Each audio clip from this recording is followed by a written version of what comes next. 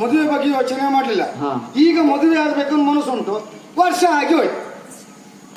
ವರ್ಷ ಆಯ್ತಾ? ವರ್ಷ ಆಯ್ತು ಮಾರ್ರೆ. ವರ್ಷ ಒಂದು 50-60 ಆಯ್ತಾ? 50-60 ಹೆಚ್ಚಿಗದೆ ನಮಗಷ್ಟೆಲ್ಲ ಆಗ್ಲಿಲ್ಲ. ಒಂದು 40 ವರ್ಷ ಆಗಿದೆ ಅಷ್ಟೇ. ಅಷ್ಟೇ?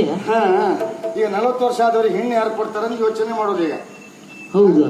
ಯಾರು ಕೊಡ್ತಾರೆ? 40 ವರ್ಷ ಆಯ್ತು ಯಾರು ಎಷ್ಟೇ ಆಸ್ತಿ ಇರ್ಲಿ ಅಂತಸ್ತಿರ್ಲಿ ಅವನು 40 ವರ್ಷ ನನಗೆ ಬೇಡ ಆಗಂಡ ಅಂತ ಹೇಳೋಗ್ಬಿಟ್ರೆ ಆಸ್ತಿ ಅಂತಸ್ತಿ ಮೂಲವು ಹೆಣ್ಮಕ್ಳು ಇಲ್ಲ ಈ ಕಾಲದಲ್ಲಿ. ಹೌದಾ? ಈಗ ಎದೆ ತಲೆ ವಿಷಯ ಆಗಿದೆ. ನಿಮ್ಮ ಹುಂಡಿಯಲ್ಲಿ ಎಲ್ಲಾದ್ರೂ ಹೆಣ್ಣು ಉಂಟಾ? ನಮಗೆ ಆಗಲಿ ತಲೆ ವಿಷಯ. ಓ, ನಿಮ್ಗೆ ನೀವು ನಮ್ಮಿಂದ ಹೆಚ್ಚಿನ ತಲೆ ವಿಷಯ ಕಟ್ತಾರ.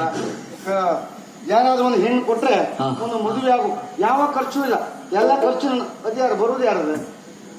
ಮನದಿ ಚಿಂತೆಯ ತಾಳ್ದು ದೇವನು ಗನದಿ ಬರುತ್ತಿರೆ ಮಾರ್ಗ ಮಧ್ಯದಿ